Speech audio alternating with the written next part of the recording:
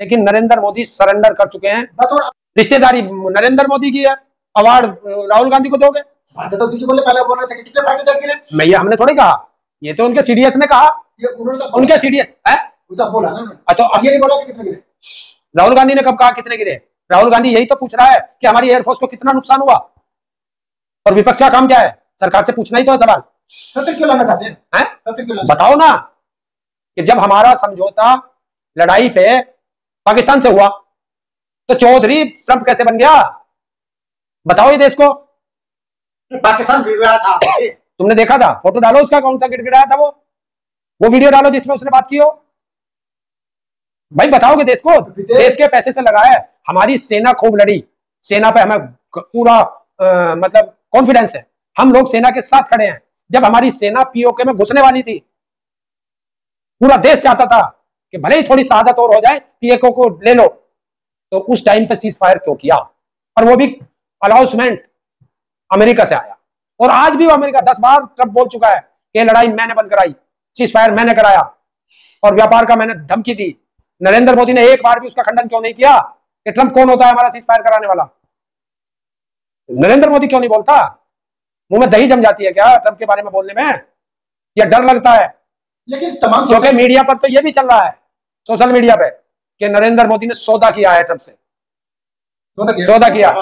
सौदा किया है कि मेरे अजीज दोस्त अडानी का सौदा किया है, क्योंकि व्यापार अडानी का चलता है वहां, तेरा मेरा या हमारे देश की जनता का व्यापार नहीं चलता उससे। देश का मामला है, देश का मामला। और देश के मामले पे ही तो हम लोग पूछ रहे हैं कि बताता क्यों नहीं कि ट्रंप से क्या बात हुई है तुम्हारी?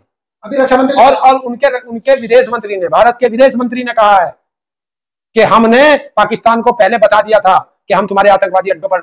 आप गलत जानकारी दे, उन्होंने बोला कि हमले के बाद हमने बताया। हमले के बाद कौन बताता है?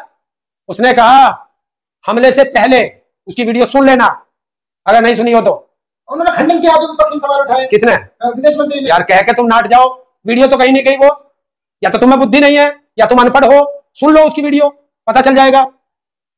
तो और जब हम चोर को कह देंगे कि तुझे पकड़ना है, हमारे पुलिस जब कहेगी चोर से के बाप से कि हम तुम्हारे बेटे को पकड़ने आ रहे, तो क्या बाप अपने बेटे को वहां छुपा देगा? नरेंद्र मोदी कह रहा है कि हमने जो है आतंकवाद की कमर तोड़ दी। कमर कहां से तोड़ दी है?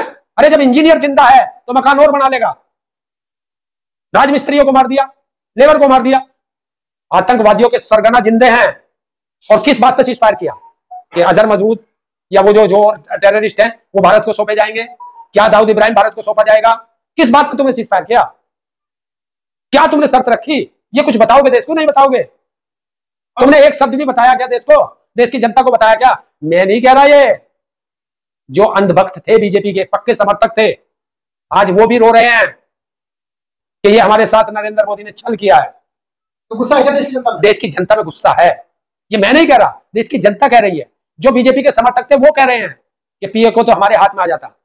और जिस मीडिया की तुम बात कर रहे हो उस मीडिया से पूछो, उसी ने इस देश का नाश किया है। क्योंकि जब आप अपनी सारी रणनीति मीडिया पे बताते रहोगे तो तुम्हारी रणनीति कहां बची है? मीडिया ने पहले से बताना शुरू कर दिया, हमारी सेना पहुंच गई है, पठानकोट से आगे निकल गई है, फलानी जगह पहुंच गई है, हमारी सेना रावलपिंडी पहुंच गई है, हमने जो है पाकिस्तान को ध्वस्त कर दिया है, पाकिस्तान पे हमने कब्जा कर लिया, हमारी सेना वहां पहुंच गई। अरे कहां है फिर सेना? क्यों तुमने इस तरह प्रोपगंडा फैलाया? क्यों तुम पाकिस्तान का समर्थन कर रहे हो इस तरीके से बता के? पाकिस्तान का समर्थन, ये पाकिस्तान का समर्थक है, पूरी दुनिया उसके साथ खड़ी हो गई। तुम्हारे साथ कौन खड़ा है? तुम कहते हो तुम विश्व गुरु हो, डंका बज रहा है तुम्हारा। ये डंका बज रहा है कि एक देश ने तुम्हारा समर्थन नहीं किया। रसिया जो है पाकिस्तान से रक्षा समझौता कर रहा है। अरे सुन यार, किसने? कई देशों ने तुम्हारे साथ वो डेलीगेशन जाके क्या कर रहा है? गाने गा रहा है, दारू पी रहा है। ये डेलीगेशन का काम। हाँ मेरे पास सबूत है। हाँ देखो मीडिया पर गाने गाते हुए तालियां बज रही है। रेखा गुप्ता कौन है? वो गाने गा रही है वहां। आप देखो ना, वो क्या नाम है? नहीं कोई और है, सांसद है। हाँ। अरे प्रतिनिधिमंडल मिल किससे रहा? पहले नंबर का, दूसरे नंबर का, तीसरे नंबर का, चौथे नंबर तक कभी कोई किसी देश का नेता इनसे मिल नहीं रहा। तो ये जितना पैसा खर्च हो रहा है प्रतिनिधिमंडल, ये एक चाल थी नरेंद्र मोदी की। वो चाल ये थी कि प्रतिनिधिमंडल में इन विदेशी, ये विपक्ष के जितने सांसद है इनको तोड़ करके विदेश भेज दो तो ये मामला शांत हो जाएगा और संयुक्त सत्र संसद का अधिवेशन बुलाने की मांग नहीं करेंगे। ये चाल थी बीजेपी की। अरे यार तुमने जो इतने साल तक 10 साल तक जो तुमने विदेशों की यात्रा की है, सबसे ज्यादा तुमने खर्चा किया है, तुम कहते हो हम विश्व गुरु हैं, हमारा डंका बज रहा है, ये डंका बज रहा है तुम्हारा, जो तुम्हें जाकर बतानी पड़ रही है। बता देंगे, क्या जरूरत है? जब तुम्हारी सबसे दोस्ती है तो जाओ, अब बताओ। नरेंद्र मोदी खुद बता देता फोन कर करके कि हमारे साथ ये क्या बताएंगे। जो व्यक्ति पहली बार सांसद बना हो वो क्या बताएगा? बता क्या बताएगा? इसका मतलब बीजेपी के पास जो जितने सांसद हैं सारे नकारा है, जो विपक्ष को भेजना पड़ रहा है। बताइए क्यों भेजे आपने? तो अगर मैं मुझे नहीं पता गिरे या नहीं गिरे। क्या वो विदेश मंत्री की वजह से गिरे हैं? उन्होंने इन्फॉर्मेशन की। यही तो सत्र में क्या होगा, विशेष सत्र जो बुलाया जाता है उसमें इसी चीजों का तो विपक्ष अपनी बात रखता है, सरकार उनका जवाब देती है, जनता उसे सुनती है। यही तो विशेष सत्र का मामला है। लेकिन जब नेहरू, इतिहास में लिखा हुआ है, जब नेहरू पाकिस्तान से युद्ध लड़ा था, उसके बाद क्या नाम, चाइना से युद्ध हुआ था, चाइना का युद्ध हम हारे थे। अटल बिहारी वाजपेयी ने विशेष सत्र की मांग की थी, हारने के बावजूद भी नेहरू ने विशेष सत्र बुलाया था और उसमें जवाब दिया था, देश की जनता को पता चला था। तो मोदी आज भाग रहा है जिसकी कोई नीति नहीं, नियत नहीं है, जवाब देंगे मोदी जी? ना दे, क्या देगा अपनी नाकारी का जवाब? जब जनता पूछेगी कि 10 साल तक जो तू विदेशों में घुमा है और तुमने जो विदेश नीति है तुम्हारी, कहां है वो विदेश नीति? सवाल तो बहुत उठ रहा है, सीडीएस बोलते हैं कि मुद्दा बड़ा ये नहीं है कि गिरे, मुद्दा ये बड़ा ये है कि क्यों गिरे। तो इसके पीछे तो ये मैं बताऊंगा क्यों गिरे, मैं बताऊंगा। हमारे सेना के अध्यक्ष ने हमारे ने बता दिया ना कि जो भी हमारे लिए इक्विपमेंट आते हैं वो समय से नहीं आते हैं।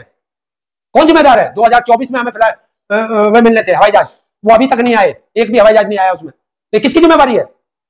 बस ढोल पीट रहे हो, मीडिया पे बैठ के ढोल पीट देते हो क्योंकि मीडिया तुमने खरीद लिया। तो एक बेटी जिसने इस पूरी लड़ाई का नेतृत्व किया, बढ़ चढ़ के आगे आई, सोफिया कुरैशी, आपने उसे ट्रोल किया। एक मिनट रुकिए, सेना का अध्यक्ष आया, एयरफोर्स का चीफ, उसने अपनी बात रखी, आपने उसे ट्रोल कर दिया। एक सीडीएस जो विदेश में बैठ के अपनी बात रख रहा है, उसने सच बता दिया तो आपने उसे ट्रोल कर दिया। आप कम से कम डूब के मर जाए भारत का मीडिया कि हमारे देश के सीडीएस ने भी ये जरूरी नहीं समझा कि भारत के किसी मीडिया को अपना इंटरव्यू दे। उन्होंने भी जाके इंटरव्यू विदेशी एजेंसियों को इंटरव्यू दिया। क्या भारत के किसी मीडिया में इतनी ताकत नहीं थी? इसे कहते हैं दलाली करना। यह है मीडिया की दलाली का हस्र कि इन पे जो है ना सरकार को भरोसा है ना देश की जनता को भरोसा। राहुल गांधी ये जो कह रहे हैं बार बार कि बाहर जाकर क्यों दिया, भारत इससे पहले प्रधानमंत्री को बोलना चाहिए था, विदेश मंत्री को जवाब देना चाहिए था, लेकिन ये दोनों चुप है। देश के प्रधानमंत्री ने आज तक किसी बात पे जवाब दिया क्या? 11 साल होने जा रहे हैं, 11 साल में एक दिन भी मीडिया के सामने आए क्या? मीडिया के सवालों का जवाब दिया क्या? क्या भारत की मीडिया में इतनी हिम्मत है कि वो प्रधानमंत्री से सवाल पूछ ले? भारत का प्रधानमंत्री बिना टेलीप्रॉम्प्टर के कोई बोल नहीं सकता। तो आप क्या चाहते हैं कि सत्र आना बुलाना चाहिए, जरूरी है देश के लिए? और काय के लिए संसद बनी है? इसमें डंगरों के लिए घुस भरना गया? काय के लिए बनी है? जब भी देश पर कोई आफत आएगी, और ये सांसद हमने काय के लिए चुने हैं? किस चीज के लिए चुने हमने सांसद?